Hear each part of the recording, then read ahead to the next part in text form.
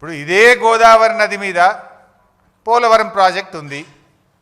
మరి పోలవరం ప్రాజెక్టులో కుప్పగూలింది, 3 సార్లు కూలింది. 3 సార్లు కుప్పగూలిన ఆడికి ఎన్డీఎస్ఏ బోలే. ఇదే గోదావరి నది మీద అక్కడికి ఎన్డీఎస్ఏ బోదు, రిపోర్ట్ ఇయ్యదు.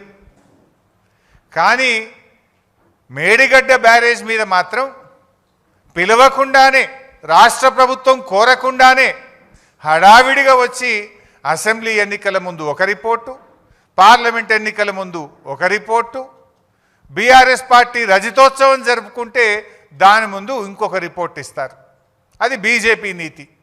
ఇప్పుడు ఇక స్థానిక సంస్థల ఎన్నికలు వచ్చినాయి, రేపో మాపో లోకల్ బాడీ ఎలక్షన్లు వస్తున్నాయంటే ఇప్పుడు మేడిగడ్డ, సుందిల్లా, అన్నారం మీద కాళేశ్వరం కమిషన్ రిపోర్టును మళ్ళీ బయటపెట్టి రాజకీయ కుట్రలకు ఈరోజు ఈ ప్రభుత్వం పాల్పడతా ఉంది. అంటే ఎంత దుర్మార్గంగా, దానికి మీడియానే సాక్ష్యం. మీరే ఇక పిలుస్తుండ్రు అని రాసిండ్రు కమిషన్ ముందుకు.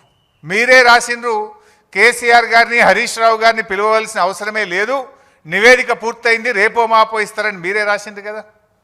ఆ తర్వాత మళ్ళీ ఏం జరిగిందో ఏందో తెలియదు కానీ రేవంత్ రెడ్డి పోయి మరి ఏమైనా దండం పెట్టిండో ఏం చేసిండో కానీ రాత్రికి రాత్రే కమిషన్ గడువు పెంచిండ్రు.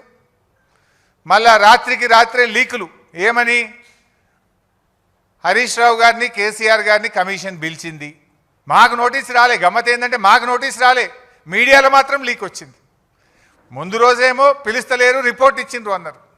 తెల్లారేమో లే రిపోర్టు ఎక్స్టెన్షన్ ఆఫ్ టైం అయింది, కమిషన్కు నోటీస్ ఇచ్చిండ్రు అన్నారు. మాకు నోటీస్ రాలే కానీ మీడియాలో మాత్రం నోటీస్ వచ్చింది.